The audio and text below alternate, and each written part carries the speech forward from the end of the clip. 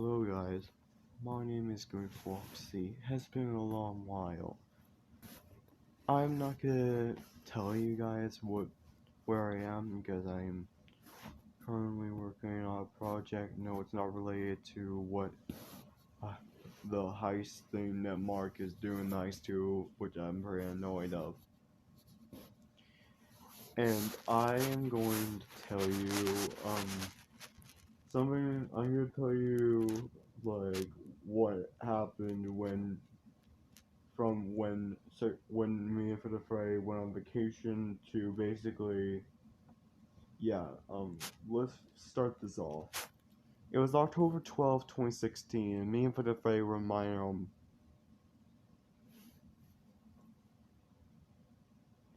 business when Circus Baby and her friends, or our friends, told us to basically go on vacation. So we packed our bags and went on vacation, flown to California. Yup, crazy, right? And we spent like 2.5 of those months, like 3.5 of those months, like on vacation. And also, on vacation, we went to a Walmart and we went to checkout, and I saw like 4 packs of gum, and I basically grabbed those. Keeping this in mind, so. Then December 31st, 2016, as we're chilling out on the beach of Los Angeles, Footifray got a text from Circus Baby telling us that it was time to come back to 27th Island because a local underground facility needed us as technicians to repair the robots and make sure they're in order and not malfunctioning. So we agreed to the job, and Footifray texted her saying, "Where are the outfits?" and where are the outfits and was the address of the location. She texted back saying the outfits were in our bags, basically, and that it was in a random city in the Twin City Island. And then texted for the phrase, "See you guys soon." So we went to the public bathroom. We unpacked our bags, and it was the outfits. For once we got dressed up, for the Frey had a purple hat, a dark blue jacket, pants, a light gray belt, a blue button-up shirt, a black tie, and dark gray shoes. For me, it was the exact same thing, except the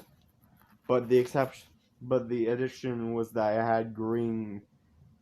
had dark gray goggles that had green vision or something on my hat. So a lot of times during the job, I had the goggles on. So we went to the Los Angeles airport and went on the flight to head back to 27th Island. As we went in our seat, keep in mind, we asked one of the flight attendants, if we need a snack. However, the flight attendant said, "Not today, buddy," and I instantly gave a rude stare at him. Although the other flight attendants were nice and I realized that we were going to deal with a rude, careless flight attendant while heading back to Twin City Island for a technician job. And when it came to like the snack time, all the other flight attendants were nicely giving the other passengers of the airplane or the flight or the plane, you know what? The flight attendant, no joke, rudely threw peanuts to the passengers. Like, what? And then halfway through the flight, almost to the Temp City airport, the 27th Island, we were halfway there in the flight. almost there. And the pilot went in the intercom and told everyone, even the staff, that the plane was going to experience some turbulence and that we needed to fasten our seatbelts, like we did. But the real turbulence was basically inside the plane, and that was William, a different William, aka the careless flight attendant who refused to give me and my friend a snack, aka for the Freddy. And then the flight attendant basically had put one of his hands on one of the things, the doors, ones where you can they put your luggage or store your luggage in. He basically told us to keep our mouths shut, and he wasn't listening. We were ready, me, for the friend, and the passengers of the plane were ready to just rage at him. But then all of a sudden, as I then heard like a crack, but I don't know where it was until part of the piece above the flight attendant flew off, and the flight attendant noticed and looked up in shock as he flew out of the plane, as immediately airbox flew off as me and for the friend the passengers got upon our air masks and panicked as the actual turbulence was going on, as we were praying to Jesus that we wouldn't crash in the ocean and land on the Thames City airport safely. So this may remind you of a certain yes, I know I'm referring to this one called Stir Dead by 1000 Ways to Die, and it's basically us. It's basically this a flight attendant who's basically like. If you've ever wondered if airline travel has lost some of its old luster, our way back to look no further than flight attendant Valerie. Take your time. We don't have schedules to maintain. After 8 long years of handing out peanuts and pillows, Valerie had had enough. She was retiring, and this was her last flight. Can I please have a pillow? No, you may not. Thank you very much. Valerie began this latest flight with her own coffee, tea, or screw you brand of service. Hey, Slim Beauty, snack time. That's peanuts. Ladies and gentlemen, this is your captain speaking. We're heading into some light chat. Just a little turbulence. Please, fasten your seatbelts. The passengers buckled up, but the real turbulence was inside the plane. Those lips are flapping and I'm not listening. Thank you so much. Valerie had them ready to blow their tops. And then the plane beat them to it. What caused the fuselage to crack in this particular case was a question of bonding that was used between the skins on the fuselage. Over time, that bonding process didn't stick, and moisture got in. Moisture created corrosion. The corrosion created cracks, and because of pressurization, it just ripped the fuselage open. All of that compressed air blows out of the airplane. Anyone who isn't seated with a seatbelt, you're going to be sucked literally right out of the airplane. when Valerie was sucked outside the plane, she was hit by a lethal whammy. 500 miles per hour of skin-shredding winds, a body freezing temperature of minus 67 degrees, and less oxygen than the top of Mount Everest. She was dead before she hit the water. The next time you're on a flight, keep your seatbelts buckled. Try and ignore the hostile stewardess. Can I please have a pillow? No, you may not. Thank you very much. And remember, the closest exit may be right above your head.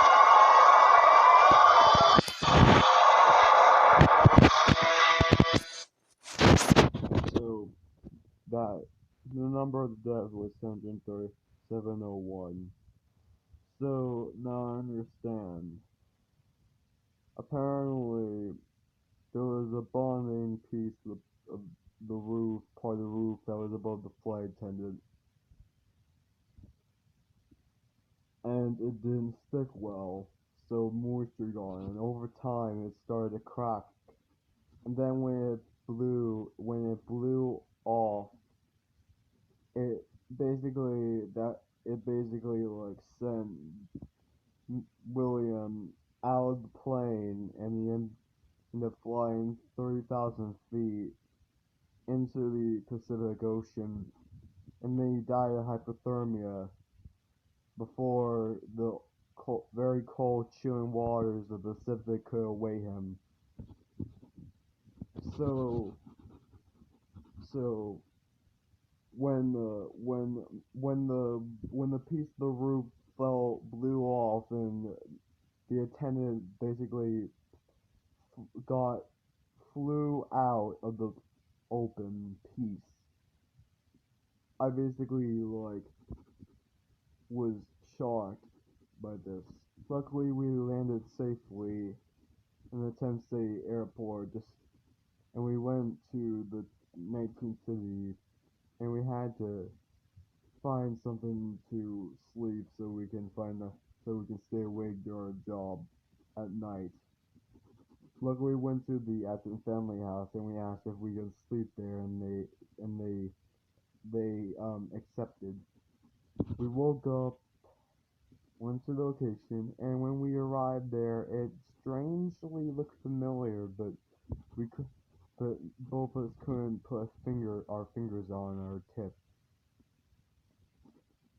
tongue or something. We pressed the button, the elevator doors opened, and the elevator went down. As it did, we were greeted with a familiar voice. It was Handy as he greeted us. Then the familiar glitchy keypad appeared right in front of us as the letters were glitching non-stop. Yes, I know I have to continue like reading the story, just saying the story while you see this, but hey, it's worth a shot. Oh my gosh, we gotta stop feeling my friends' words from their reaction video. They gotta stop. So, also, by the way, the end screen thing kind of looks misleading because the air mask didn't immediately deploy when Valerie got flew out or flown out of top of the plane. There are moments of the show where at the end screen some of the shots look different from what it actually is of the clip, kind of misleading. Anyways, and Handy told us to basically type in our names in the keypad, which was first I went first, and then for the fray, and then went to error with the several green dots, and he told us that there was error and that they saw what we were typing, and he'll automatically correct it for us. And then what came up the screen? Eggs Vivid came up as the keypad immediately went down and went to the side as we realized that the same name was the name of one of the staff that currently works at the place. And yes, Exhibit still works at our place. Like, oh my gosh. We then, once it hit the bottom, handed to us to press the red obvious button. We did. We opened the door. It's open to find the familiar yellow caution tape. We went for the vents. Henry told us about the closed and breakfast pizza wasn't actually true and stuff. We exited the vent and saw a very familiar sight. The control module. Freddy and I went to Freddy went to the left and I went to the right as Henry had told Freddy that it was a blur gallery where Blora taught kids to dance and eat pizza, and told him to press the power button. Once he did, no, Blora wasn't there. Handy then told Freddy to shock Blora.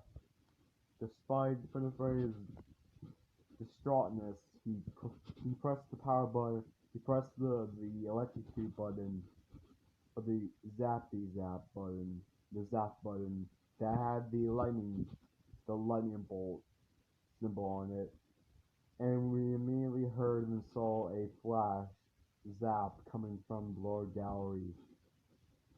And then immediately told for the to press the power button again. Once he did, Bora was on stage with her mini arenas. That's when we both saw that our friends were now robots. That our friends at the place were now robots now. Which was weird. Then Handia told me to press the power button. That it was for the moratorium where for the box they told kids play and share. I pressed the power button. She wasn't there.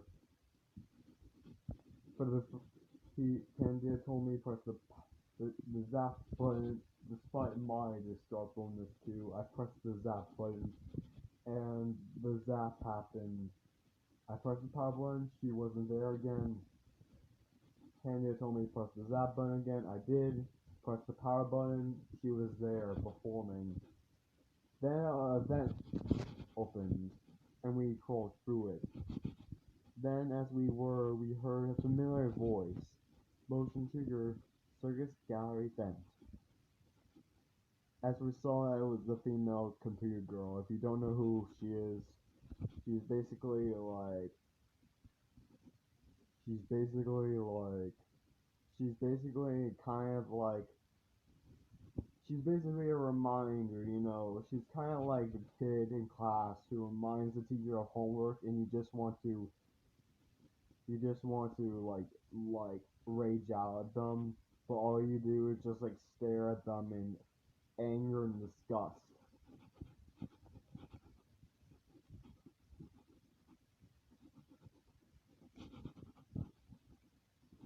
And once we got to them, we were in circus control as Sir Hanu told us to basically press the power button to see if Circus Baby was there.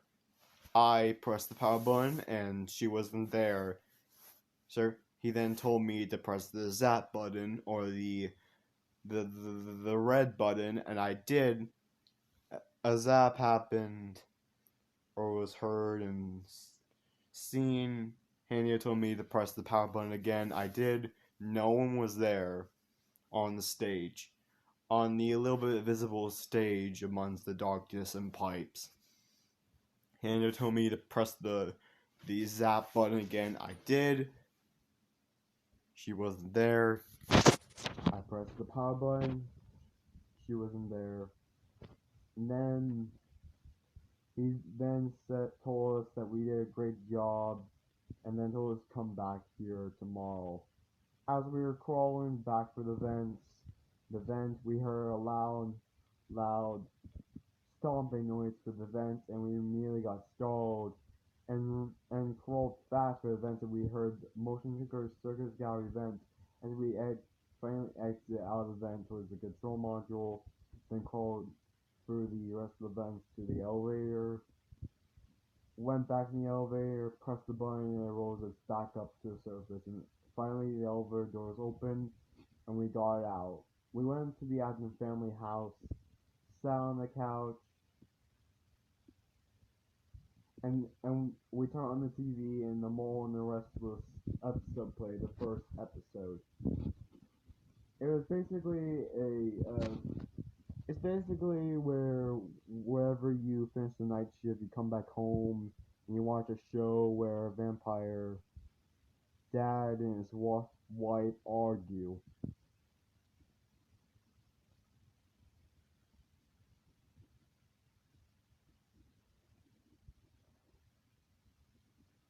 Once we were done watching the episode, we went to sleep. We woke back up.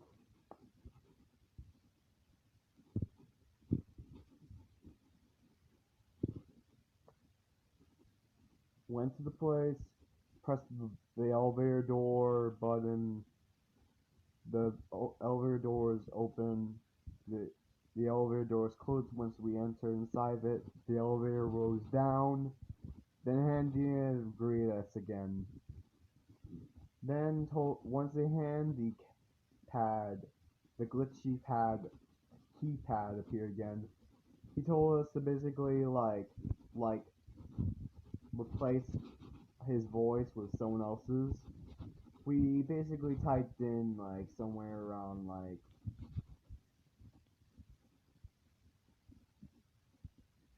some random name.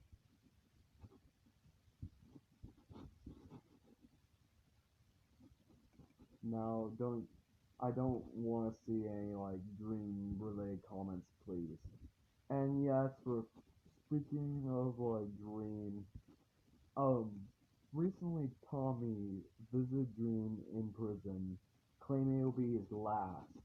And then all of a sudden, some TNT went off, and now Tommy is stuck with Dream in prison for 7 days. And now Jack Manafort, his employee of his own hotel, is now going to claim Tommy's hotel as his now. And now George and Randu are now trying to build a hotel too, which is weird.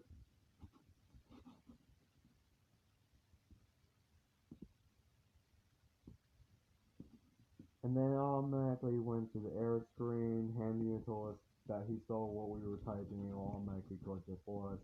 And then he said, "Thank you for choosing Angsty Team." As the keypad rolls down and went to the side, we automatically knew of Angsty Team. He's basically a worker in place who doesn't really care about his job. If you want to see his reaction video, you'll watch it. He says that the only bad thing that goes wrong in his life is basically working in this place filled with obese furries or animatronics. Then once they hit the button and we heard him say like stuff like stuff, and then he said, "You can stay wherever you want." We ended up staying there for 2 minutes, and then we had pressed the button, the elevator doors open, we went through the vents. Then we heard this. So recently a dead body was found in this vent. Not really funny, but hey, it's a good story. If you watch the FNAF Let's Plays Association, everyone else's reaction is basically like ours. Once we exited out of the van, he told us that our tasks were basically our night chores, and told for the Freddy to check out a button below on stage, and told for the Freddy whatever. For the Freddy turned, pressed the power button, and Belor was not there. And then NCT said, since Slamebler has a better thing to do, last Sapper. That should be fun. For Freddy, basically after telling for NCT why, pressed the zap button. After a zap, we heard a little gargle voices coming from Weber.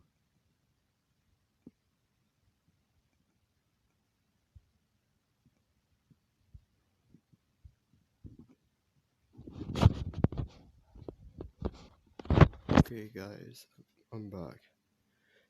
Where was I? Oh yeah, right. Then Teen tells me to press the power on Funtime Foxy in the Funtime Auditorium. I do, and all I see is the robot version for the Foxy shadow facing me, and then both me and for the Freddy here, great, great. And then we hear the NCT, the handy, tell us that there were some problems with the voice lines, and that the site has been restored back to the handy and voice. The voice then opens to the circus control. We hear the same thing, motion secure circus gallery vent. We enter. And then Handia tells me, or us, that due to that Circus Baby suffered severe malfunctions due to some during her shows, and that and press the power button. I do. She's not there, and he goes, "Oh no, baby, we're playing hide and seek. Make sure it's motion or controlled shock." I press the controlled shock button. Nothing happens. I only hear a psst, me. It didn't work. He then tells me to do it again.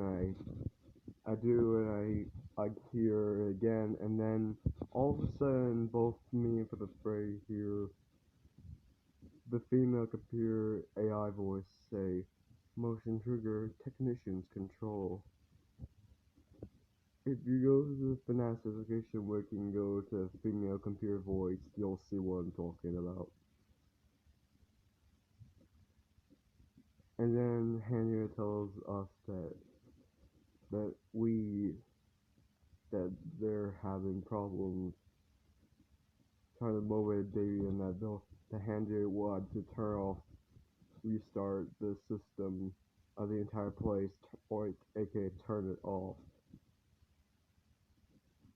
And that he also turn off vent doors oxygen and vent doors and stuff.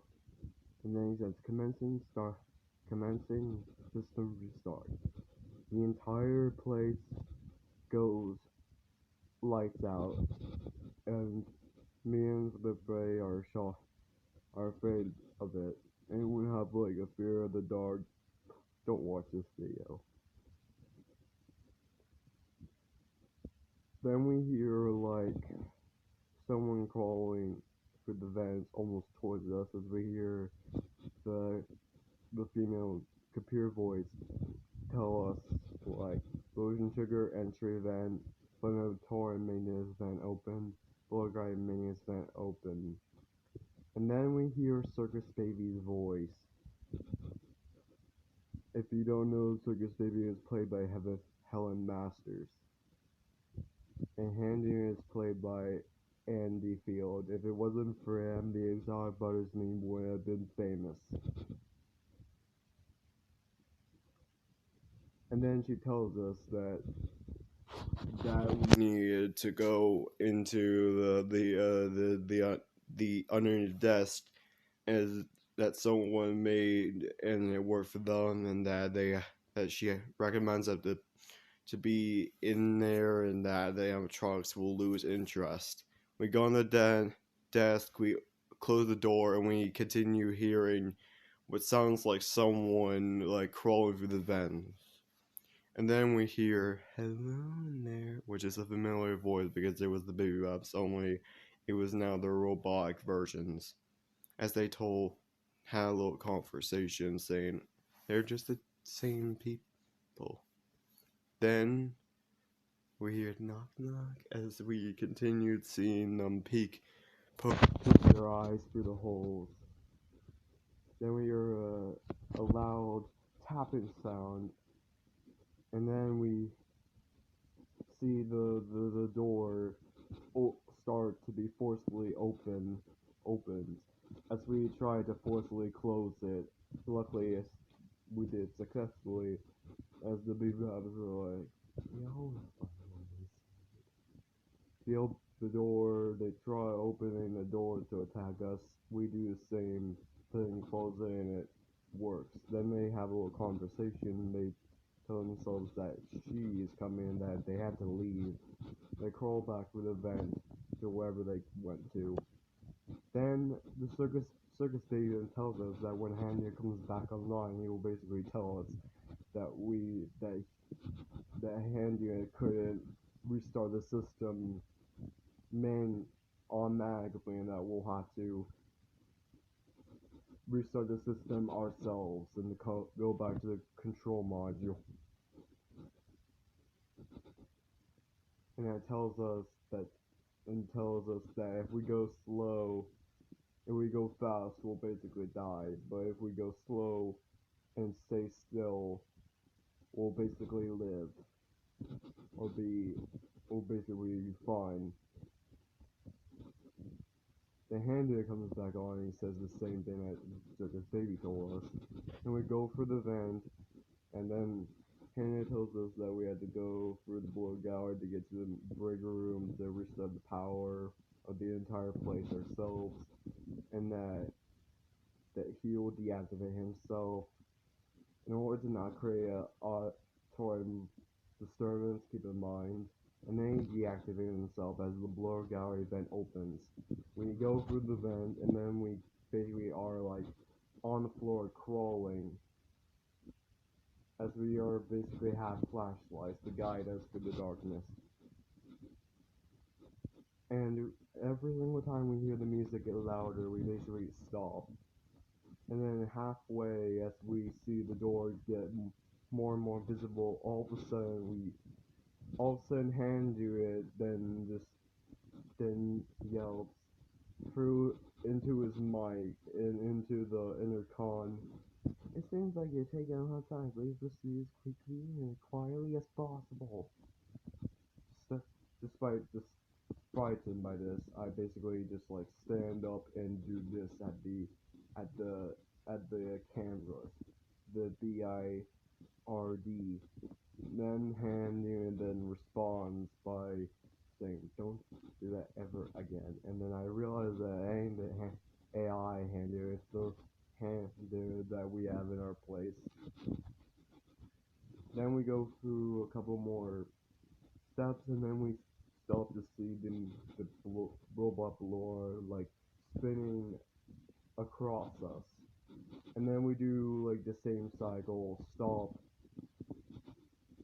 once music is close, then continue crawl in and then stop. And then we enter the breaker room and stand like up. And then we hear the female computer voice say, "Motion trigger breaker room." And then Handian says, "You'll now be able to." He basically told us that we basically needed to just like by basically like pressing each thing in order to turn the power back on each separate section of the location, and that if we felt like we were in danger, we must like distract someone. As soon as I press the little button, I hear Bonbon's voice. Only it's the also keep in mind that in the game Bonbon is played by Bethany Shripton. And then we hear Funtime Freddy, the robotic Funtime Freddy, and yes, I know that you guys know in the games that Funtime Freddy and Monfrey are played by Kevin Golf.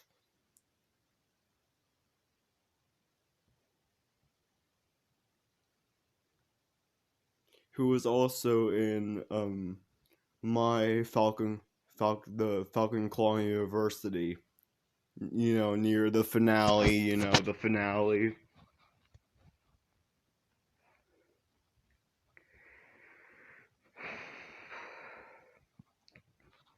And Funtime Freddy simply just like crouches down in a corner and just is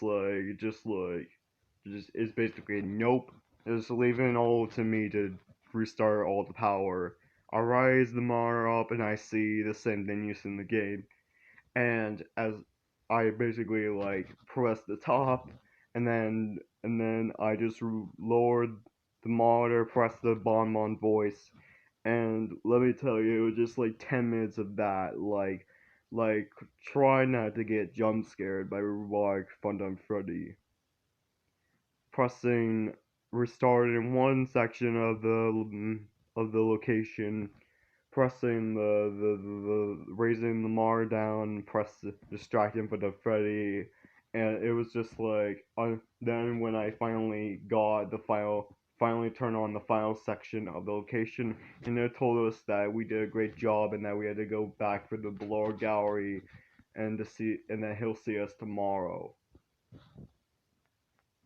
We went back to crawl mode and went through the blower gallery. But But then we hear Ballora, the robotic Ballora, say, "Is someone there? I can hear someone creeping through my room. Perhaps not." Yeah, I know that I'm basically talking while you see this. I know it's like a wrong video to talk, but hey, it's something. Oh my gosh, keep in mind I'll have to have it like at this frame of this video, of that video for the rest of this story, so sorry about that. And then we just like successfully get back to the control module, crawl for the van, go back to the elevator, raise back up, go to the Adams family house, watch the third episode or the second episode of the Among the Restless. Then we sleep, we go back to the place for it was basically like night, it was basically January 3rd, 2017. And then we go back to the elevator, press the button, we go inside, doors close, and we go down. Handon then greets us again and tells us what are we doing in our lives, what will our friends say, which we already have friends, lots of them, and when will we see our family again. Mainly for me and my sister a little bit, but I don't know about my dad. I don't know about if I'll ever see him again now. And then tells us that he wants to happily welcome us and cheer up with a musical selection. And then they like playing like classical Rain Buren's audience and a selection of other choices. Then the glitchy keypad comes back up, and we then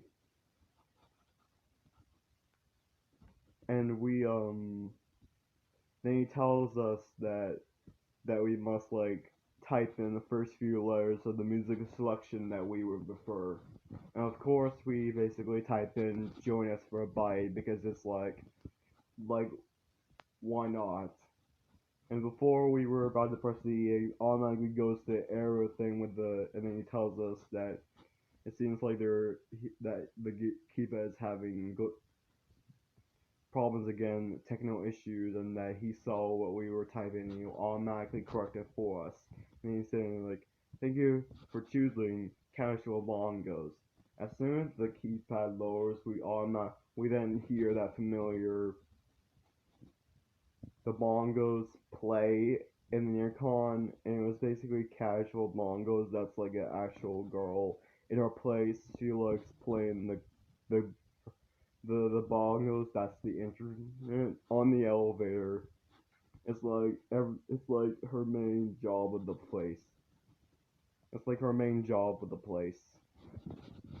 And then he tells us that due to our luck performance yesterday, by the way, which is actually that we did like lots of work, is that we put ourselves in danger there, and that because of that our pay was gonna be decreased by a substantial amount.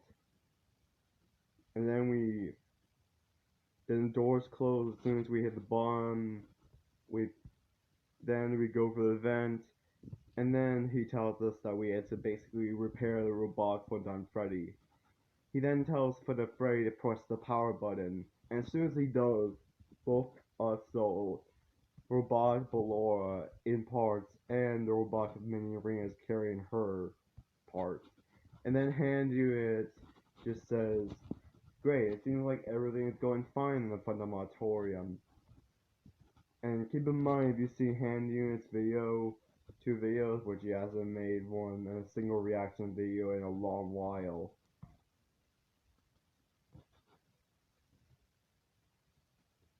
He used to say he used to be dumb, now he's like smart, and I kind of agree with him.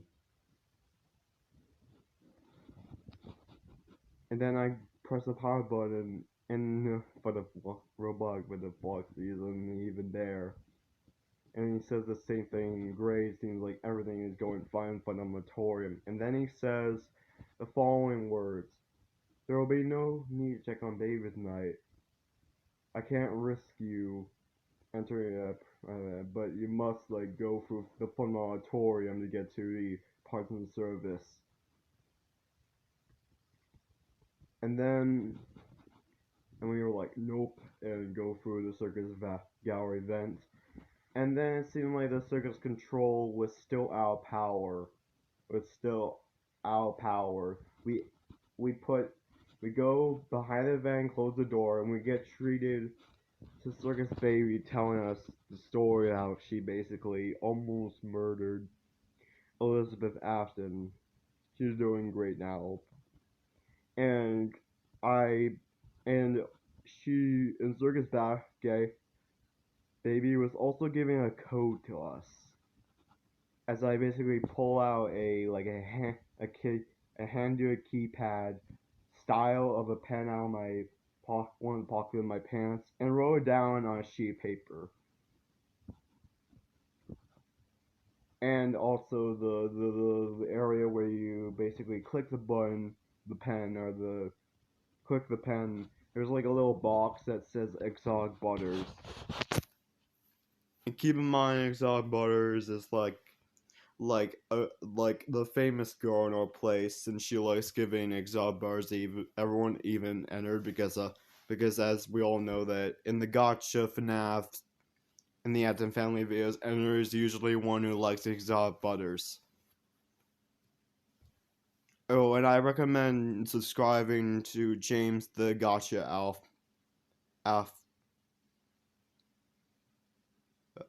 And I recommend subscribing to James the Gotcha Alpha. He makes great gotcha reaction videos.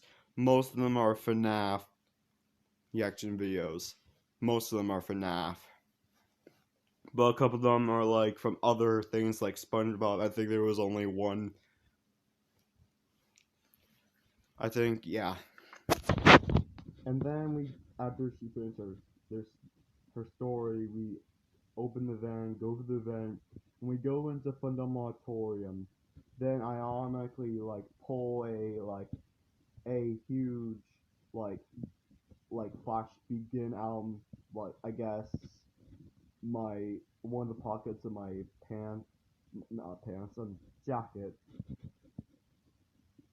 And we both hear from Handy tell us that Blora for the Foxy's motion activated.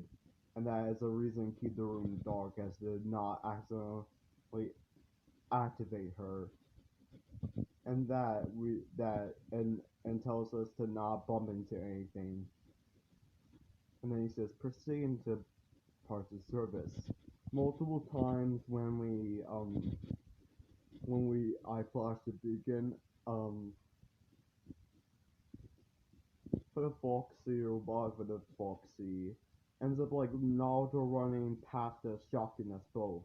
Luckily, entered the parts of service successfully, and Tanjiro tells us that we must activate, basically remove some things from the deactivated robot for the Freddy, starting with the face plates on the buttons on both the left and right, and then somewhere near his right eye, and then his nose. As soon as I press the button on the robot for the phrase nose, it gives me and Freddy a little scare, basically. And then then somewhere underneath the neck, and then remove somewhere on the stomach, and then we look at the Bon puppet, and Bon needs to be in there. And then it was basically our task of basically try to press the button underneath Bon's bow tie. After many successful attempts and Handy repeating himself, luckily I put the fray presses the button underneath Bon's bow tie, and Handy tells us to come back tomorrow, as we knew that it wasn't gonna happen. Then we go back to the Funtime Auditorium, and then right as we were about to go into the control module, the robotic foot of Foxy jump scares us, causing her to go unconscious. Then when we wake up, we weren't in the Atkins family house. No, we were in some unknown suits at a dark room. Then Circus Baby sounded a little bit creepy as she told us that she will only keep us for a little while.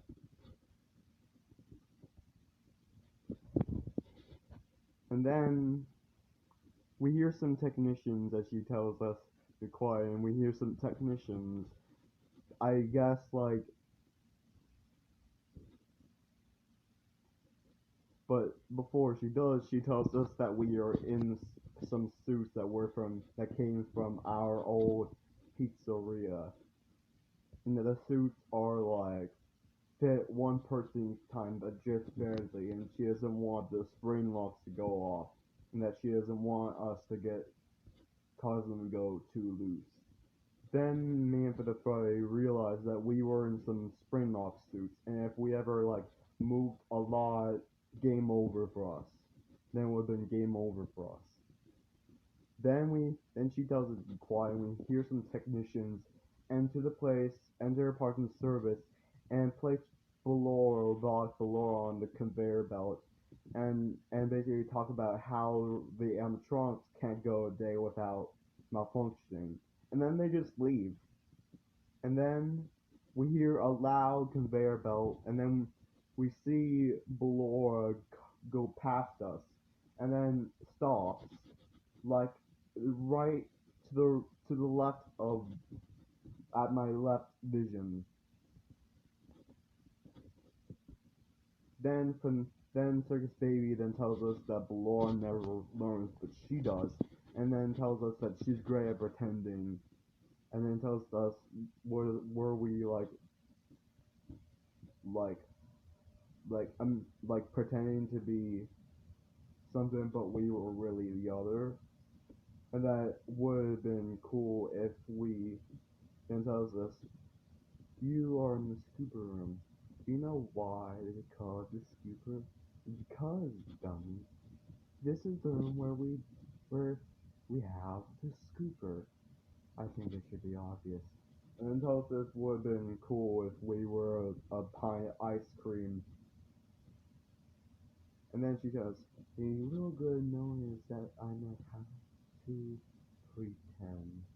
Then we hear 3 separate beeps coming from, I guess, from basically the scooper was about to be activated. And once it did, we watched the horror and shock as the scooper literally like scooped the robotic Ballora. And once it did, it caused the robotic Ballora to crouch down as oil was leaking, lots of oil. Then Circus Baby then opens our face plates so that we could see, but we were only given a limited path of breathing, as we also had to wound up the spring locks. Yeah, we were also given screwdrivers too in our bag, and then we were basically wounding up the spring locks through our screwdrivers as we basically pray to God that we don't actually activate the spring locks that we were rounding up. At the same time, the mini arenas, the robotic mini arenas, were climbing up our suits and even trying to go into our suits. By us wiggling a little bit, causing them to fall off. After 20 minutes of just wounding the spring locks and trying to get the mini arenas to fall off, all of a sudden a mini arena jump scares me and it causes me to move a lot. And all of a sudden, my entire body didn't got spring locked. No, I then felt a sharp pain in my arms and legs.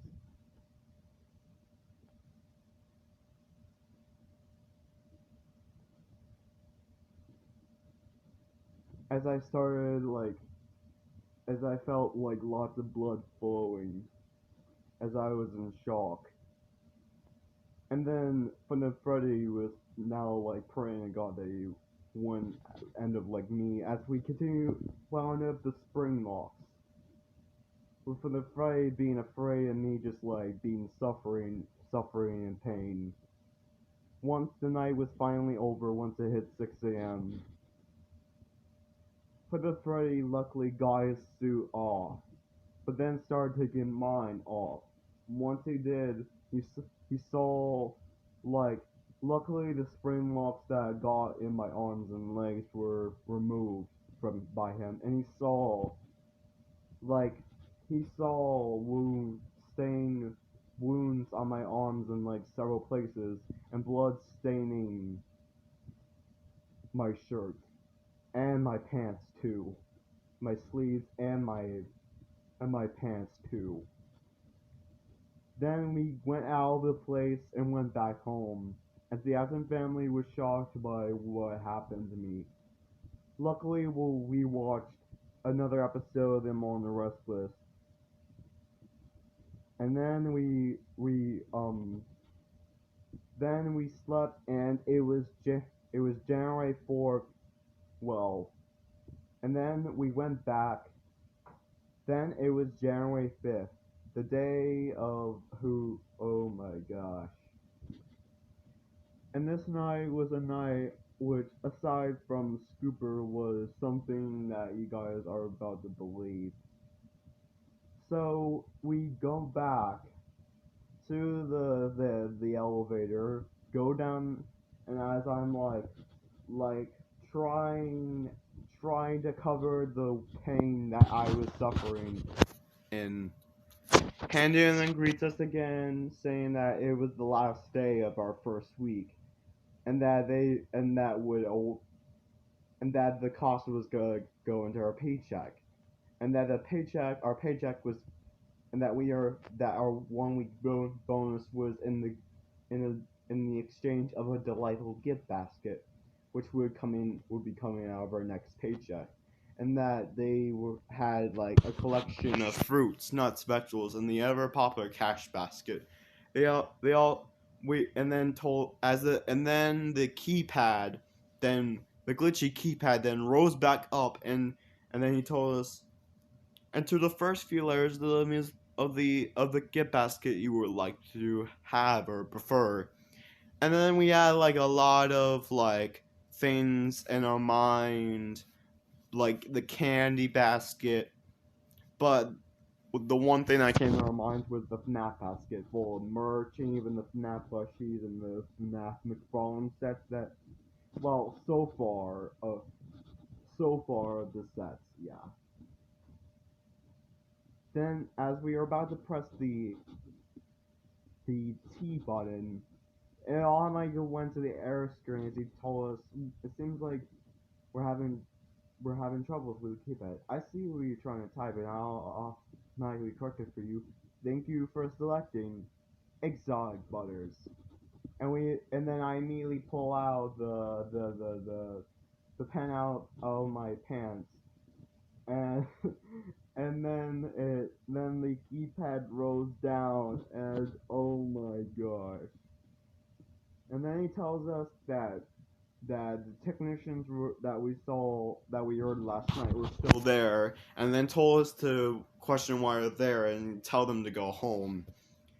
Once the elevator were reached down, we press the obvious button, we go for the vent, and then then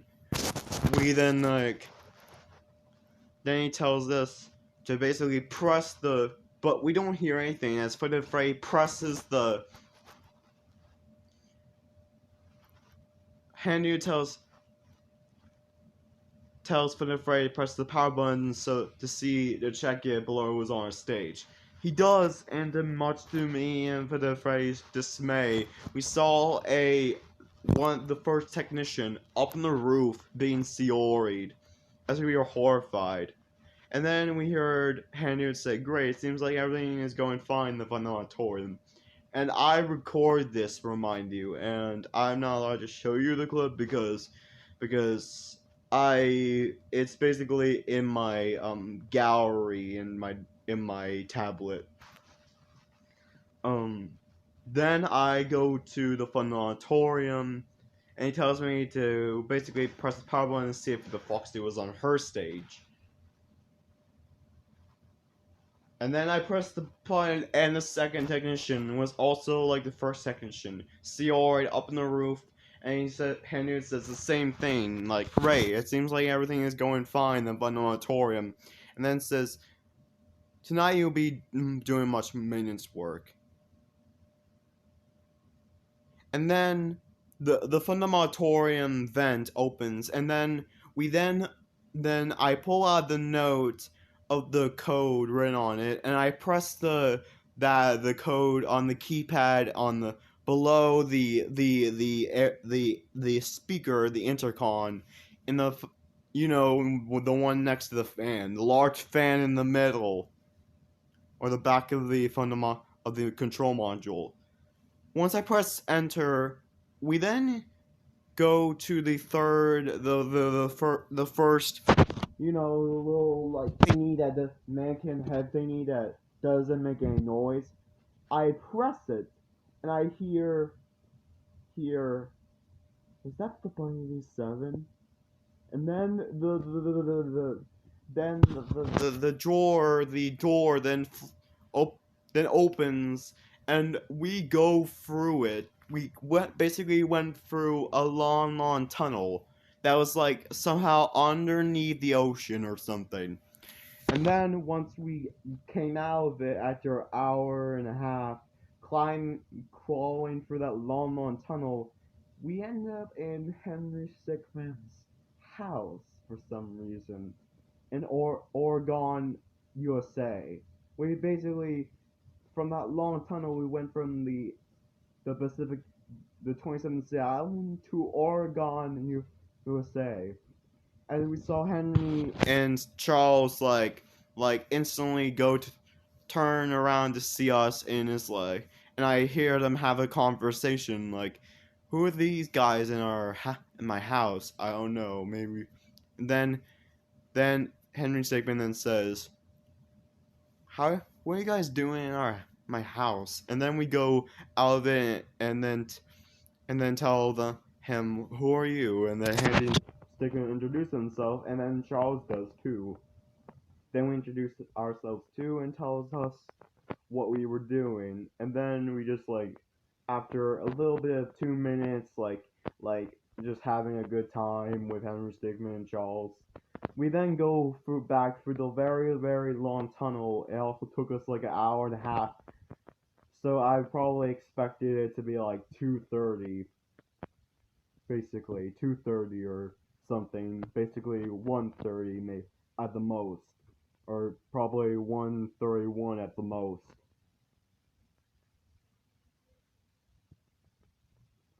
Or 1:32 at the most, probably, or probably 2:32 at the most. We went through the Funauditorium, and then we went through the Funauditorium, and the Foxy wasn't there. Then once we entered the part of service and flashed the flashlight at Circus Baby, who is now more broken down, then we hear Hanny says something like that the technicians will take him there, and then we hear him get cut off because we knew dang well that those technicians were basically dead, or basically theoried. Then we hear Circus Baby saying that she's broken and that she can never be fixed, and that she tells us will we help her, and that something bad always goes wrong. What's bad is always left behind. And then we immediately got reminded of, I guess, like a song called Left Behind by, if you remember him, he's the guy who my friends reacted to, and um and then she tells us that that we want to to keep what's good and destroy the bad parts. And then Circus Baby tells for the Freddy to press the button on her ear. It activates a keypad and tells for the Freddy to listen very closely.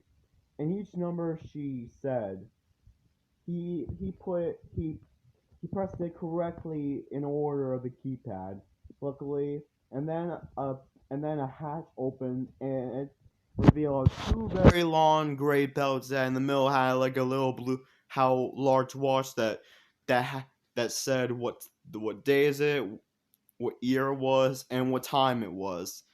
And according to the watch, when the hatch opened, it was basically 242 basically.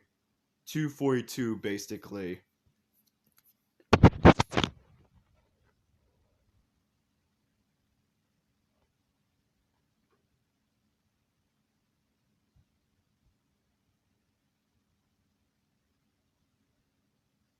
And then tells us then tells Funafray to press the green button.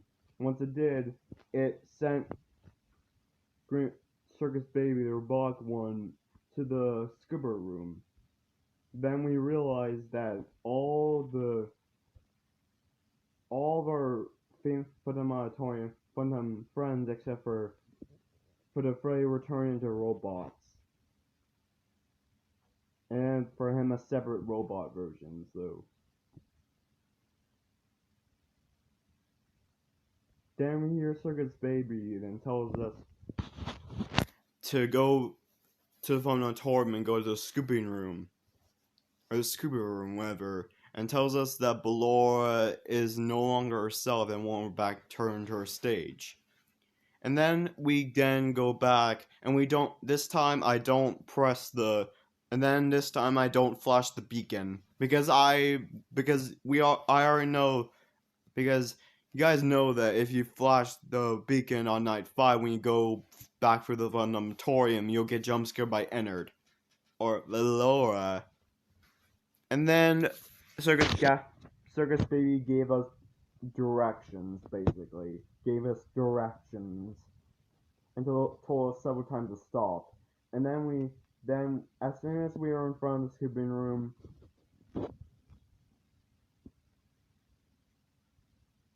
Circus Baby tells us that Ballora will not follow us because she is afraid of the scooper. And then we do rock paper scissors as for the fairy tells me, alright, we'll do rock paper scissors. Whoever loses will go in the scooping room, and I say deal. And then we basically do rock paper scissors as for the fairy says, rock paper scissors shoot.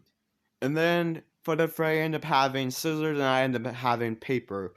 And then he pretends to cut the paper as I lose, and then I'm like, fine, but.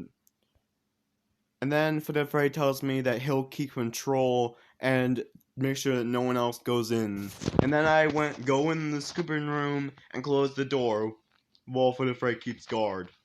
Then as soon as I enter and close the door, I hear Handy that says, warn ya, enter a highly dangerous zone. You may use high speed and perverted for the scooper.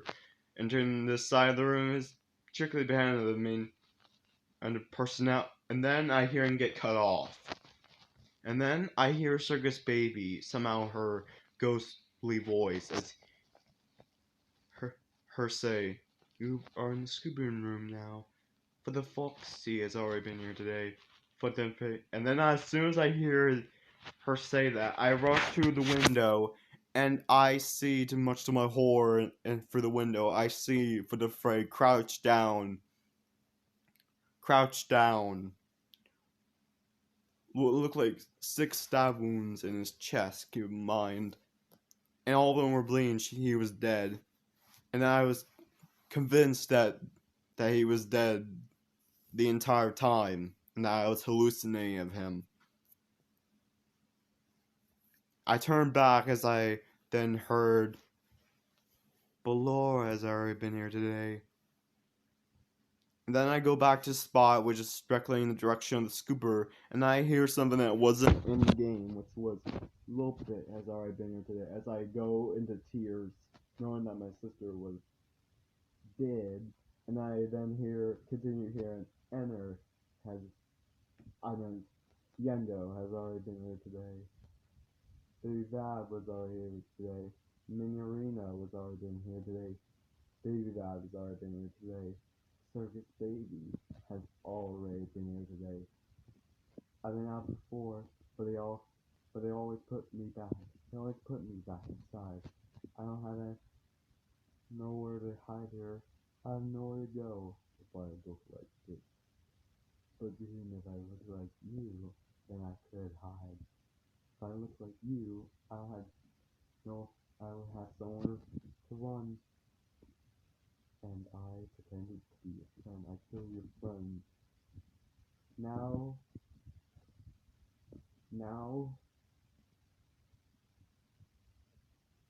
bye dream. As I realized that Ender pretended to be my friend. Also, something to tell you guys that, remember Rambo from the Dream SMP? Ender used to have him as an imaginary friend, and I'm guessing that Ender wasn't supposed to press the button, wasn't going to press the button, but Rambo possessed Ender and caused him to press the button and say those lines to me, words to me. And then I hear beep. Then I start hearing the alarm go off. And then I start going in tears and shut my eyes as I picture all the memories I had. As I start praying to God that I would not survive, that I would survive and that would not happen. As I hear each slow beep as a dark voice was heard in my head, counting down 3, 2, 1. And as soon as I hear say amen, all of a sudden the scooper activated and I felt a very, very sharp pain in my body. I immediately opened my eyes in tears. I then continue seeing Ennard waving bye-bye as he smiled and started laughing like a maniac. I looked down, and the scooper, when I had my hands around the main bowl part, and I saw the scooper was was in my stomach. As blood started trickling down in the scooper, as I was crying, and I mumbled to Emmett.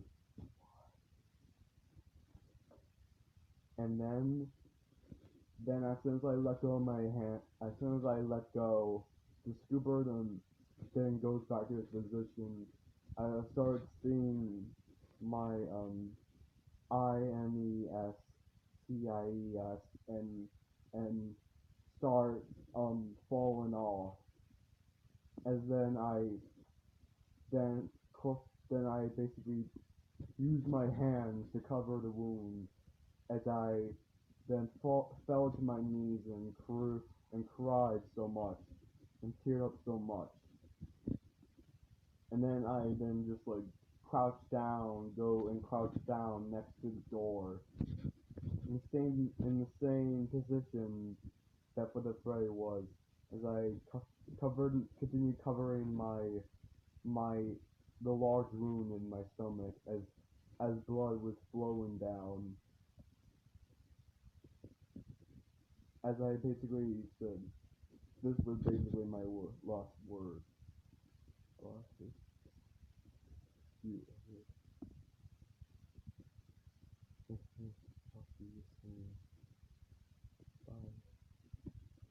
And then I just closed my eyes,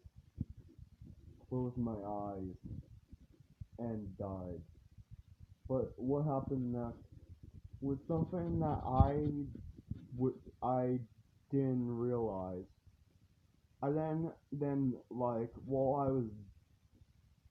while I had my eyes closed, it's like somehow my hearing still worked, as I heard Ennard crying, screaming, and begging. As I heard, then I heard like like sirens, me being pulled out of the place, being put on ambulance. As I heard, as I then like felt as if I was being in a hospital. As then I heard some talking. I heard like doctors and my friends having a conversation, and they're pleading for the doctors to not be like the doctors in drunk dire like in 1000 where they think that the guy's dead but he's actually alive, and as soon as they remove his heart he's dead.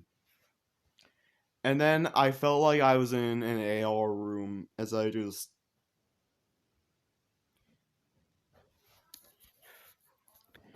anyways,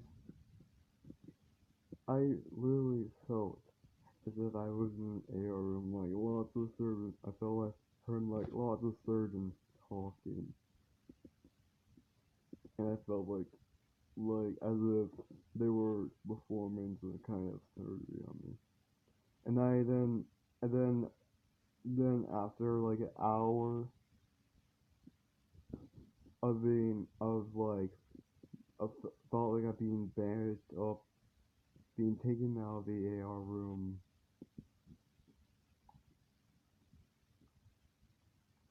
being put in a car, hearing sobbing, being taken back to the sanatorium. I talking, feeling like a little bit of like as if someone was putting eye contact on me, and then being put felt like I was being put in some kind of place or room. And then I heard the Amor and the Restless theme play as I stood up and walked towards the mirror. And then I stopped in front of the mirror and put my right or left hand on it as I heard along with the music. And then all of a sudden, this music stopped, like, in that second. And then after 30 seconds, I finally, like, opened my eyes.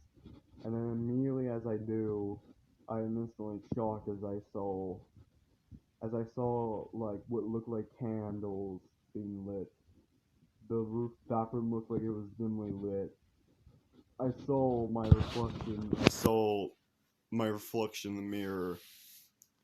I saw what looked like the wound in my stomach was bandaged up. I saw like mouth coming out of my mouth and eyes, and then I saw what looked like in the pupil area. I saw the eye look the exact same eyes from the real ending as it glowed as areas surrounding the mirror was glowing purple or pink as I stood there in shock and silence. And I heard from Footer Freddy was not actually dead. He was sobbing, saying, "Do you like it?" After like a minute of shock silence, I then gave a thumbs up and tell Footer Freddy I love it, and then started telling reasons why I loved it. And then all of a sudden, as I'm explaining, I see Funtime Freddy like his head turns in the mirror, the position of the mirror, and then his smile turns into a frown. His eyes his pupils shrink as looks in horror and shock. Then he points in the mirror and says, "Something's wrong in the mirror." I then turn and see my reflection as normal, and I tell him, "What are you talking about? My reflection looks normal. What's wrong with you? You should be imagining things." As I continue talking, he looks more shocked. And then I found out that a year later, on October, when I saw Funtime Yendo says, "Sorry I had to do it," but the first like, "No, please don't, please don't." and and it was like, I'm sorry. As he starts like doing this, as he keeps starts like shooting for the Freddy, I instantly my eyes open with realization as I stand up and start counting as as as I start counting 1, 2, 3, 4, 5, and I shout aloud 6. As I realized that my reflection must have turned into a silhouette and foreshadowed to Funtime Freddy about him getting betrayed by Yendo. It was um secondly, yours. I'm currently in my own chocolate factory. I'm going to open my start doing going to take a contest. Open my factory.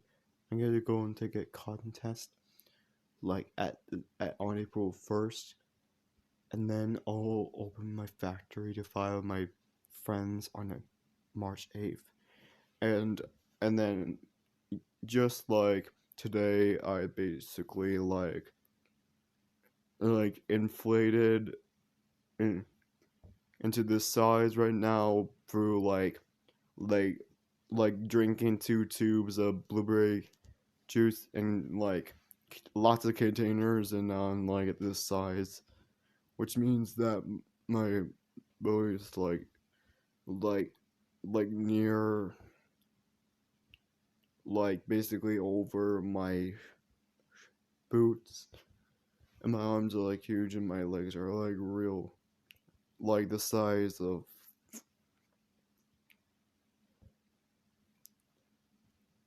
like really huge pillows, and my one is like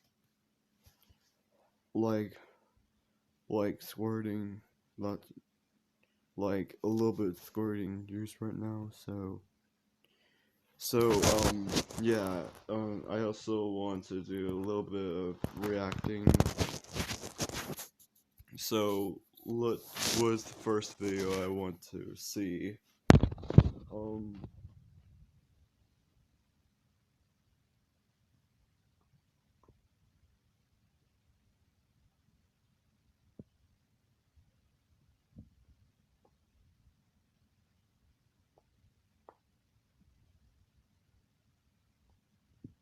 let's watch more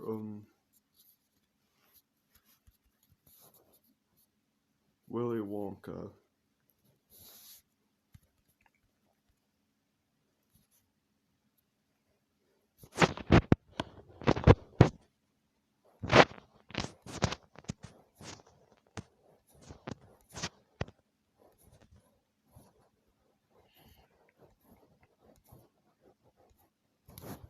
Actually, let's watch more of this YouTuber right here, aka All Creds Go to Hell. I mean, I must figure since I'm like I I can imagine my friend's reaction when I come outside my factory and they see how huge and blue I am. And yes, I'll basically be like this on the door while guiding my friends through the back to my factory. I have something very good for prepared for another person who is like chewing gum a lot. I have something very good prepared for her, him. So, what was the first video I should see?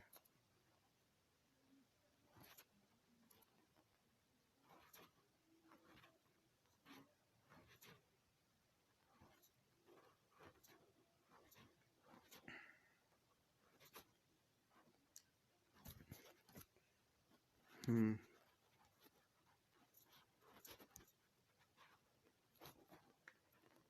How about this one right here?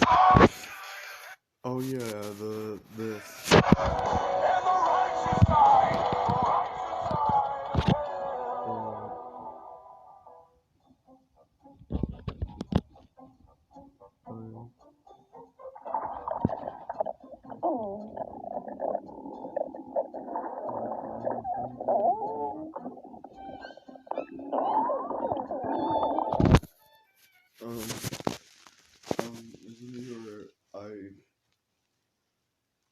my scrap again. Oh my god.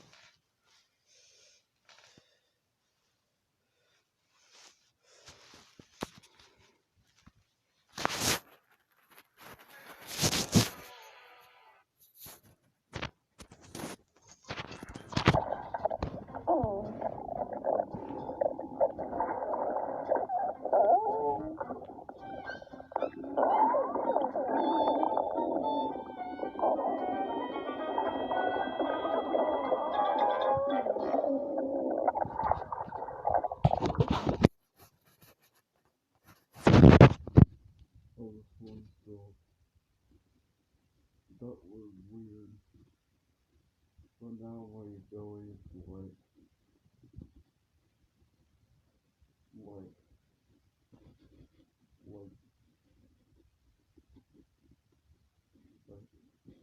like very, very large, and now my arms are like twice as big, and my legs are really, really big.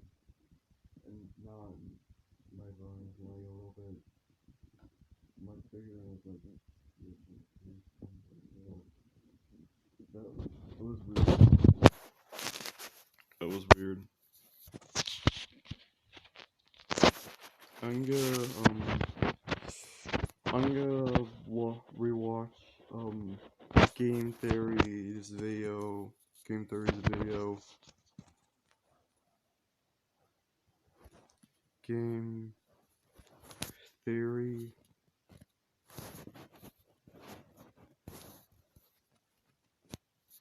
Willy Wonka.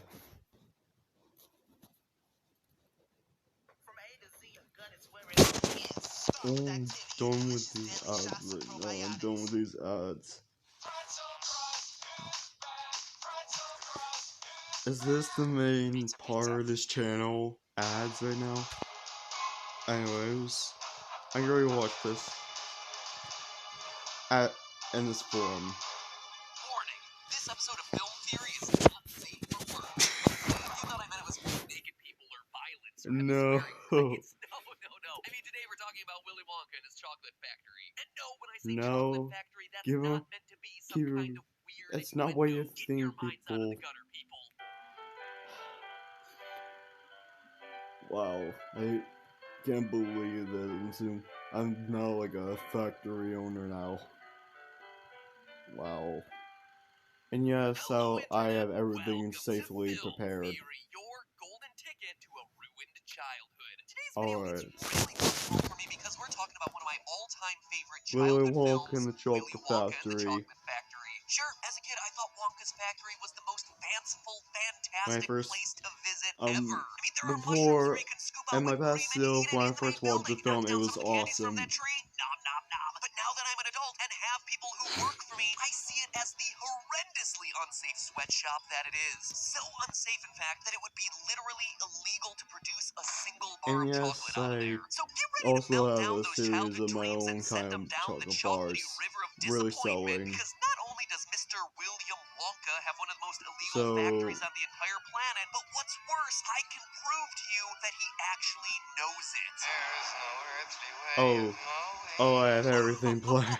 Yes, there And is, like Wonka. You've been pulling Wonka the wool over our for eyes the for far tour. too long, Oh my friend. my And today god. I'm exposing the grand conspiracy of your golden ticket giveaway like the nougaty inside of a scrumptious bar. So, loyal theorists, get ready to come with me, and you'll be in a world of ocean violations. I'm gonna In receive case you're not ocean up to speed with the violations super today, saccharine not sweatshop this that is year. Wonka's Chocolate Factory, here's the quick rundown. Eccentric candy maker genius Willy Wonka runs a Yep. chocolate factory with SpaceX levels of security.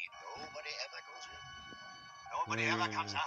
To protect his candy-making secrets from And his yes, now I stinky-fingered have the competitors who, movers for some working with reason, me can't seem to figure out that all you need now. to do is I mix need to deal cocoa with powder them. together with butter, sugar, and vanilla. I mean, seriously, Slugworth, there just aren't that many ingredients in chocolate. Maybe sprinkle in some nuts or toffee if you're feeling dangerous. In both versions of the movie, the modern Charlie and the Chocolate Factory, as well as the I prefer vastly the modern superior original version, better. Willy Wonka and the Chocolate Factory, which is the one I'm going to be focused on for this theory. Also, Wonka opens it's his doors rumored that up the to third 5 Willy lucky Wonka kids who film is begged, gonna be the borrowed, and stolen prequel. to get their hands on one of his 5 golden tickets. As they tour the the factory, How we Willy as the Wonka movie-going got the audience get a factory. first-hand look at the unbelievable On the wonders factory, and that is. hazards that Wonka has littered everywhere. Oh And these my aren't just God. some little issues that make life around the factory inconvenient. These are occupational safety and health administration violations, or OSHA violations. They're illegal, they're life-threatening, and they are everywhere. And here's the interesting thing about OSHA violations. They don't just come with a little finger wag and a couple of demerits on your business owner report card. They come with fines. Huge fines. And enough of them will totally be able to shut down your business for good. So let's figure out how big of a legal tab that Willy Wonka has racked up for himself. The suspense is terrible. I hope it'll last. Oh The my first God. violations seem pretty small, but it'll give you a sense of what real-world business owners face when they're trying to create a safe work environment for their employees. See if you can spot it in this clip. The hallway is freaking small near the end. Inside this room, all of my dreams become realities. You know what else is going to Wait, become what? a reality for you? A big whopping fine. Oh Go my to gosh. Regulations 29, Part 1910, Subpart E, Point 37I. OSHA says that all ceilings must be 7 foot 6 Luckily, I inches got that or down. higher. This is All of specifically them for fire down. safety. I got all of In the them event that down. the exit needs to be used as an emergency exit. But just think, this is where we are starting. If Yeah. Wonka is getting a fine for the height of a measly hallway, then you know that Willy is in for a long night. Or a long episode of Film Theory. Oh boy. Next, the chocolate room, Oh the boy. centerpiece of my childhood dreams, and my current dreams, and the horrific nightmares of an OSHA agent. In this scene, you'll see that Veruca Yeah, herself on a rock in the back room. in Well, it 1903, turns out Chica that actually was caught real her blood, and that the actress knee who due played to her, a Joy Dawn Cole, rock, still and has Joy a scar Dawn from that Cole injury on set. actually She got it from still one of has the that jagged injury rocks to that were this used as day, props in which the is set. A workplace surprisingly injury in the unbelievable. movies, as well as a workplace injury in the factory. That's fine. And Number yes, she two. got There are taken a few to the other romantic hospital. things in She here to got find, taken to the including the hospital stairs while that the tour Veruca was must walk happening, down. Those are and under the 22 her inch friend and her minimum friends height had to wait required there by for her to building come codes, back. and they don't have a vertical banister. So that's fines number 3 and 4. But okay, I hear ya. A little cut, a little banister, a little hallway. Come on, that sort of stuff can be fixed in a day. So who cares? Well, first off, who should care is the business owner, because all those things may be little to you, but they result in big fines. Thousands of dollars for small infractions like that. And we're only just beginning. Let's get to the big ones, like the chocolate river. First, you have food running through an open-air factory. That is a huge strike there. The workers around it also aren't wearing any protective or sterile clothing, and literally anyone who touches the chocolate contaminates the entire supply, as Augustus so kindly demonstrates for us. Don't do that, you're contaminating my entire river. Contaminating the entire river, Wonka says, as I he wouldn't be doesn't shut his surprised factory down to clean out the sweaty something child weird is floating in happening the to her. I wouldn't chocolate. be So here we have surprised. no guardrails, no protective clothing, working with contaminated food, and failing to clean up those contaminations. All of these are OSHA violations for basic safety, with the contamination issue getting some nice extra scrutiny from the Food and Drug Administration. Oh my And as a God. fun fact, if Augustus's germ-ridden body did in fact make someone sick from a chocolate bar on the other end, Wonka would be responsible for fines of around $350,000 at the time of the movie release, or about $1.5 million in today's terms per person made sick. Since we have no way of knowing the fallout from Augustus's chocolate dip, we can't really count these, but they would literally be enough to put the factory out of business if they happen to ship those contaminated chocolate bars out. That being said, we're still not done with the violations that we can count in this room, which include the fact that once someone actually falls into the chocolate river, they get suctioned up into a huge unfiltered pipe. Yeah, I already saw that in 2017. And if you survive all of that, there's still a good chance that you get boiled alive. Not really. Sharp, or the little boy's liable to get poured into the boiler. Not So really. strike for the unfiltered pipe, and additional strike for no safety I gotta protocols. make sure Moving that further one of into my the friends movie, don't we end up survive in a that traumatizing room boat at ride, all. which is shockingly one of the safest things in the Yeah. This is somehow actually okay. But don't worry, we're about to hit Wonka's secret inventing room. Oh, I have which is the reminder right now, I have a lot of things prepared for the room on the tour. Oh, you'll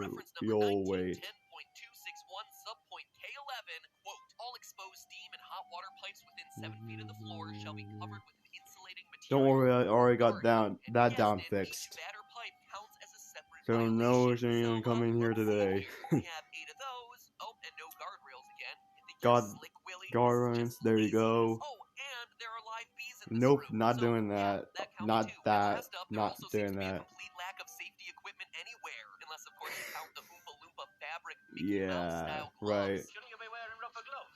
You'll have the You know that, don't you? Right you are, Mr. Salt. It would have made a good film, dearest. OSHA Code Yeah. 1910.132A requires that, quote, protective equipment, including personal protective equipment for eyes, face, head, and extremities, is provided, used, and maintained in any situation involving food or chemicals. And we know plenty of chemicals being used in this room are, well, to put it lightly, hazardous. The next work, please. Oh, and the blueberry thing that's good cause one of my friends will explain is blueberry donuts. So, yeah. Wait, I wonder if it will. I don't know who it will be, but I'll find out when the tour happens on March 8th. Busy lifting drink room where Charlie and Grandpa Joe float away and almost get themselves chopped to bits by the fan blades at the top of the room. Stay away from Charlie, it'll chop us to bits! Like he just said. Now, here's the thing. A fan at the top of a room this tall isn't a violation, but OSHA would still be able to book Wonka for negligence in making the room with the deadly ceiling the same room with the soda that makes you float. If you read the book the movie's based on, Wonka even mentions that a few Oompa Loompas that they didn't tie down floated off into the blue, but we're just gonna let those slide because we're focused on the on-screen versions. But still, you're an awful person, Willy Wonka. Moving right along, we get to see Veruca's shining moment with the Golden Geese, where she racks up a jackpot of fines. You see all those boxes crashing down on the Oompa Loompas? Well, that's right. OSHA has regulations against stacking boxes too high. In fact, anything stacked over 5 feet has to be secured so it doesn't fall over, like you see right here in this scene. So we get ourselves a strike for every single tall stack that you see in the room. Conservatively, I'm gonna say that's about 13. Then, of course, we have the famous moment where Veruca stands on the egg decatur and falls down the garbage chute into the furnace. Yep, that's another handful of safety violations. No guardrails, an open chute down into the furnace, and again, a violation for each egg decatur, so that's at least 4 separate strikes right there. But hey, now we're down to just 2 kids, so how many violations could be left in this movie, right? Oh, so many. Let's start with what happens when you cover people in soap and send them through a car wash. Exposing people to chemicals, including most soaps like dishwashing detergents, is an OSHA violation in the highest amounts. And they're also on a moving vehicle with no seatbelts, so that's a strike for everyone. Also, as a fun side note, these violations actually also happened in real life during the shooting of this very scene, where they covered everyone in soap. The entire cast puffed up from all that detergent irritation. It took days of medical treatment for the cast to return to normal and return to set. So yeah, there are actually reasons for all these stupid rules. And they were basically healed by that time. They returned back to set once they start recording, start filming again, the scene again.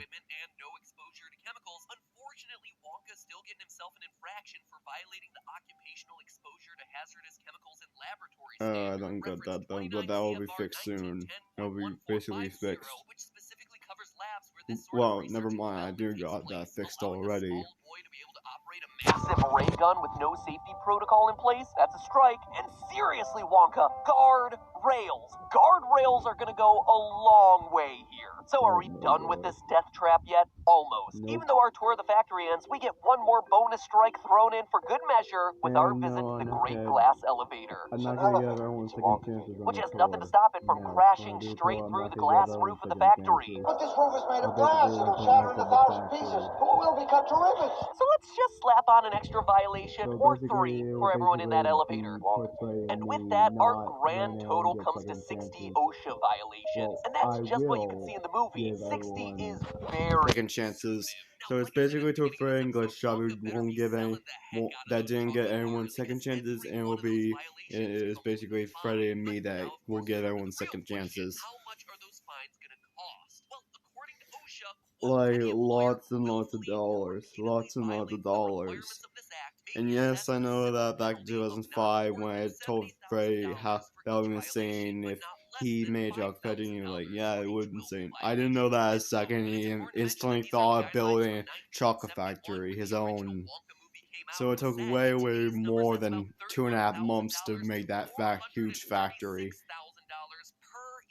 So it's freaking At wrong. lowest, Wonka is looking at a $1.86 million price tag, and at highest, he's shelling out a whopping $26.1 million in today's Again, just from the 60 OSHA violations that we see in the 6, 7, 8 rooms that he tours us through. Now, obviously, a range of $5,000 to $70,000 is huge. What determines which end of the spectrum you fall on is your past history and whether it seems like you as a business owner just made a mistake or whether you really don't care about the safety of your workplace. So would OSHA have pity on Willy Wonka?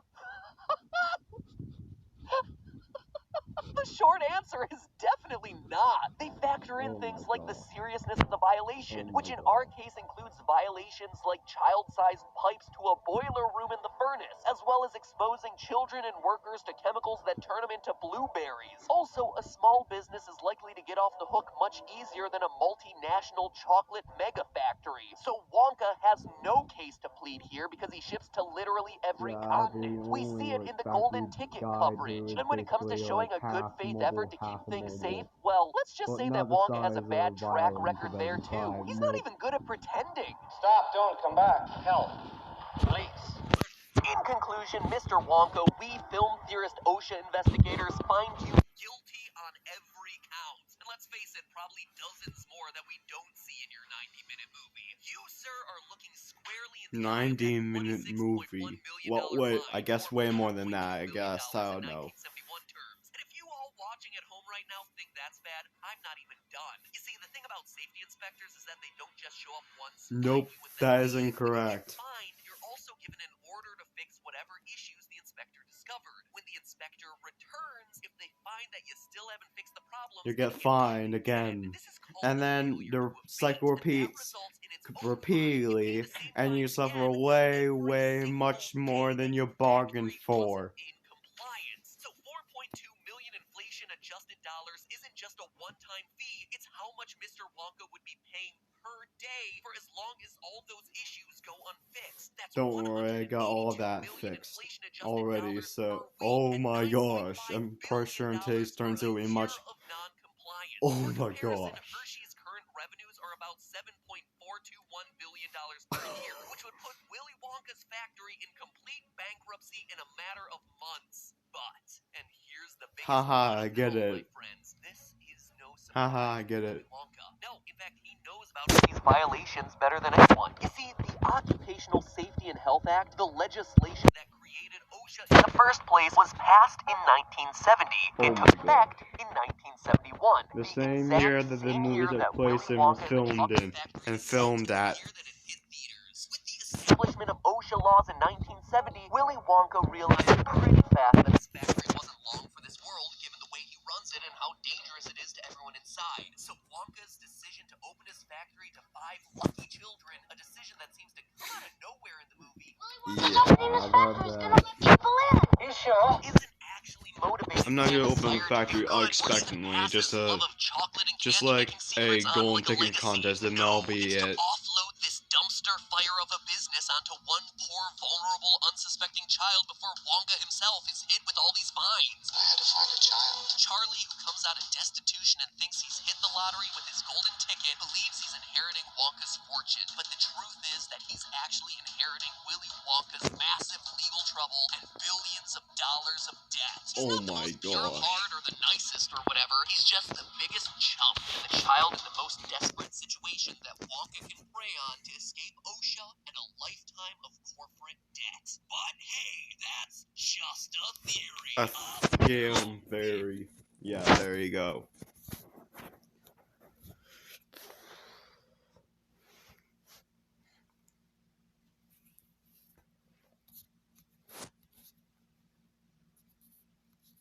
I'm gonna react to that meme review. To that meme review, The Return. These are both satisfying snacks. At 30 calories, V8 is surprisingly filling. You can have yogurt for 30 calories too, but the portion might be a little less satisfying. V8, the original plant-powered drink. Veg up. Before I start today's video, guys, I just want to shout out my side channel. I don't really do this, and a bunch of people on my Dawko videos have been saying this channel deserves more subs. You should promote it more on your main channel to let people know. Because I get some people on my videos, guys, saying like, "How long has this channel been going on for?" I'm like, "A few years," and they're like, "What? I've only just found out. I never knew that you had a Nintendo channel." So if you want to check it out, guys, I'm doing Bowser's Fury at the moment, and also some Pokemon cards with 8-Bit Brian and Raz. Really fun videos. Really enjoying it. So yeah, check it out. Nindorko, link in the description.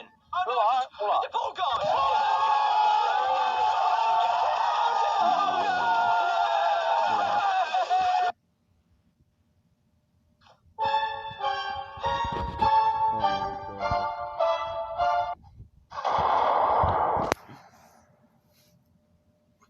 Welcome back again. Hope you're fantastic today, and welcome back to another FNAF game review. I can't club right now. I can't. So it's been a while. Yeah, it's been a long while since you last posted the last FNAF main review. It's been a while. What the hell was that? So yeah, guys, getting back into FNAF again. Had a little bit of a break. Security Breach is coming soon as well. The new trailer. I just realized that when I did the heist with Mark, the other paths I would have chosen, some which I would have died from, and one of them I would have been beaten to death by him in a Dance Dance Revolution. We're gonna get straight into it, guys. Let's do it. Oh, just Foxy. Alright. Balls. Yar! Freddy will never have drip. Or Oh my god. Oh my god! Freddy will never be like that at all, okay? Yeah. The fact is, guys, somebody had to edit that. Yeah, they had to. Somebody had to edit Fred. No, actually, no, guys, that's not an edit. What? Sorry, I shouldn't have said that. What? I'm lying.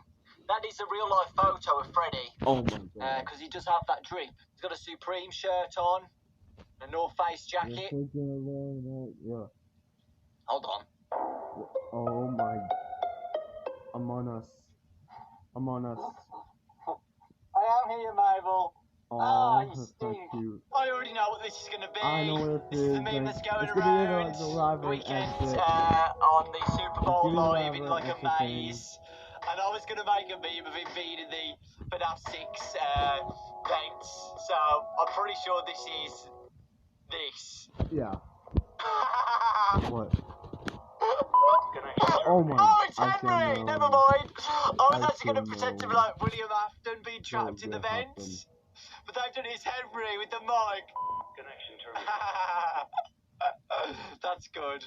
That's better than mine. Well done, Johnny. Hello, Scrap Trap. Scrap Trap. Hey, Hello. want to listen to some tunes? Sure. Sure. Darkest Desire. Oh my god. Oh no! God, Yeah. it's Scrap Trap's favourite song, man. Oh, Foxy in Fortnite. How to beat No. Two. Easy, yes please. I still need to beat 1020 mode because of You know what? What's out there? This is not for now. That's not for now. No. Fuck! Show me how it's done. Oh, you dropped the C4. Oh, Ah. no, please don't. Oh, that's brilliant. Oh my god. I just really nice talking to you. Poor Oh my Freddy. God. But yeah, that's what I do to Toy Body. I put a C4 in the vent system. That'll teach Toy Body to kill me at 5 AM. I'm okay. I'm done with this Skip. I saw this floating around. I see. I can unsee it now. Yeah, yeah, now I can unsee it now. And the, oh my gosh. I can unsee it now. They look exactly the same. Roblox combined with FNAF. By the way, there are tons of Roblox FNAF videos on YouTube. I don't get the red circles. Is that supposed to be like clickbait? No, I can use that I now. don't think so. I don't think so.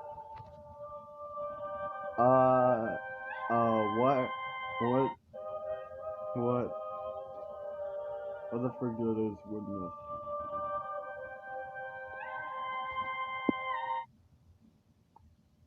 I know, right? Let's take a breath then. Can I just say, that's probably the most random clip we've ever been sent for FNAF meme review. Me when the FNAF reel. Oh my god. Oh my god. Oh my god. Hey, it's pretty good. That's pretty good. Yar! Oh, it's the Freddy trip again. Here we Oh go. my Get ready for god. this. That's Freddy will now. never have drip. Or Him.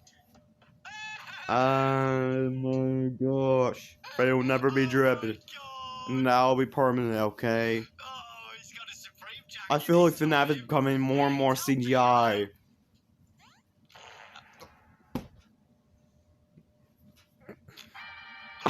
I'm sorry.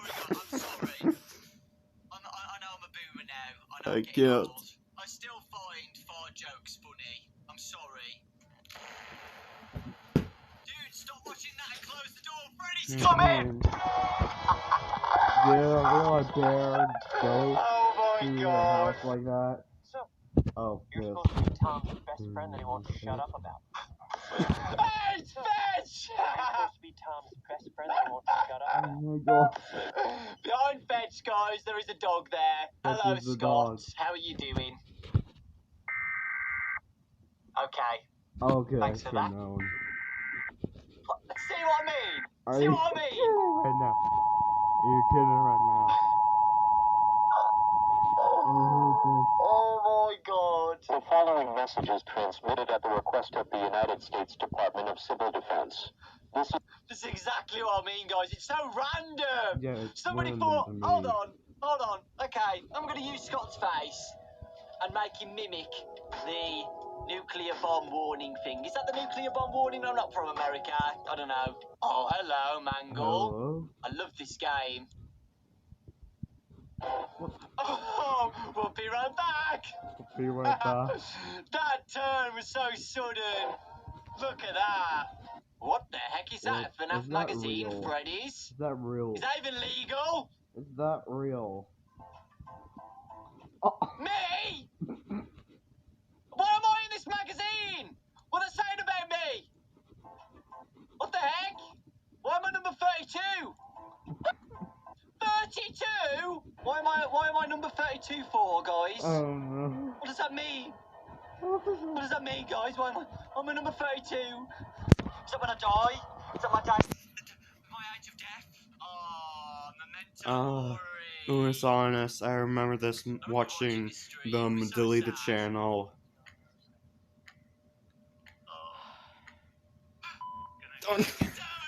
I should have known. I should have known. You know I hate this picture. Oh come on, it's so The good. eyes, the whole video, and then look at the ceiling. Okay. Oh, it's gonna be one of those like it's zooming in, so if you look at the ceiling, it looks weird. I don't really like this. I feel uncomfortable because I hate this picture of me. Yeah. It's not even a picture, guys. It's from a video where I'm doing a cringe face. I'm pretty sure I'm going like that. Yeah. But for some reason, people have Oh my used it god. as a picture of me. When it's not a picture, it was from a video. Look at that, you're looking at the ceiling. What's that? It is a block. Thank you very No, much. don't. What You. is this? Sandwich area. Sandwich. Freddy. Oh my It's a god. sandwich shop. Come And on. they've used Freddy as the logo.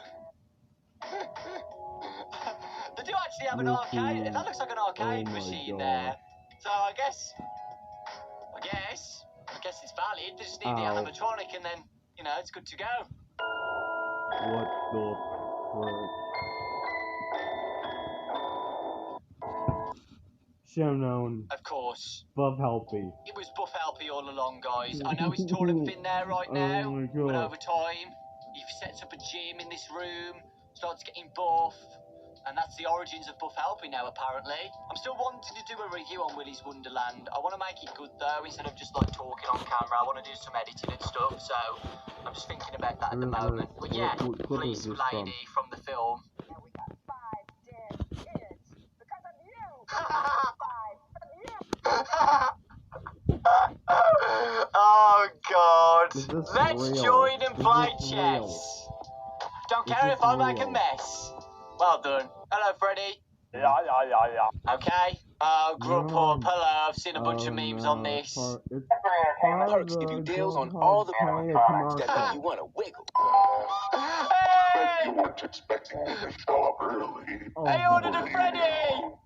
That was Remember the good. Groundhog Deals on Day all the Look for commercial, FAR. the blurry commercial Orders that a got Freddy played and animatronic. got so much here You weren't in expecting 2001. Hey, Oh, it's me. here, this.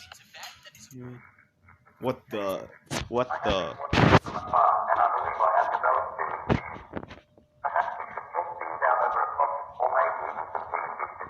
What the? T.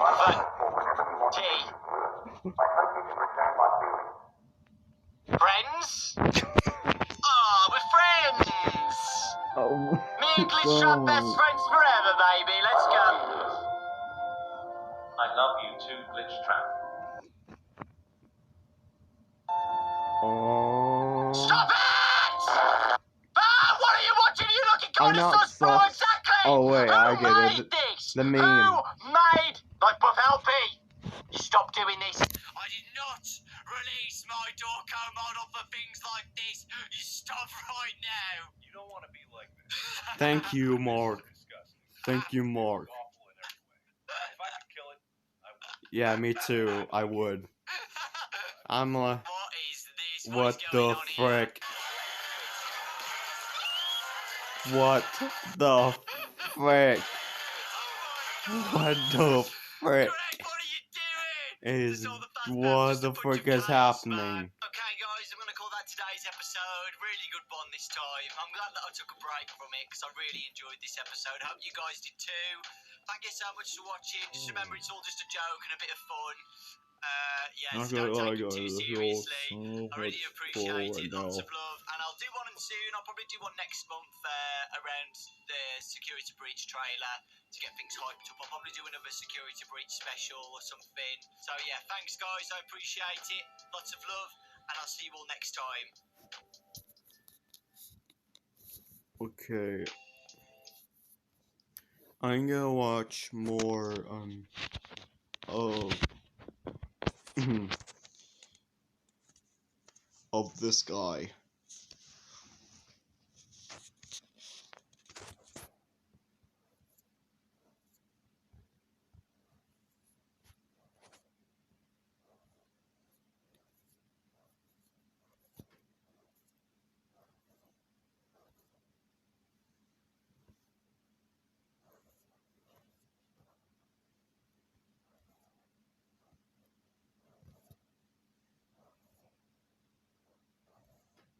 That video, April 1st, it's still, I don't know, I can't still explain that. Also, I didn't also realize that when I went to the third room when Freddy and his friends were coming back and checking on me, I didn't realize that Jake Stickman was planning heists at the 18th City Museum. So,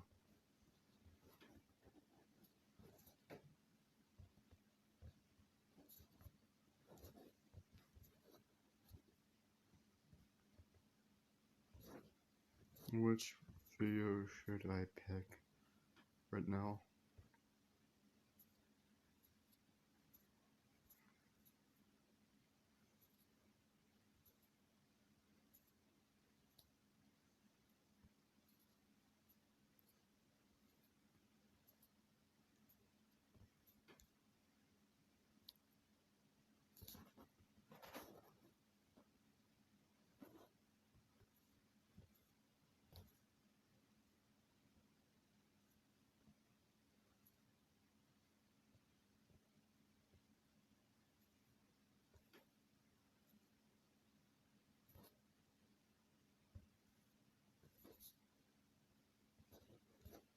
You know what, guys, I'm gonna close my eyes and hopefully I pick a certain video.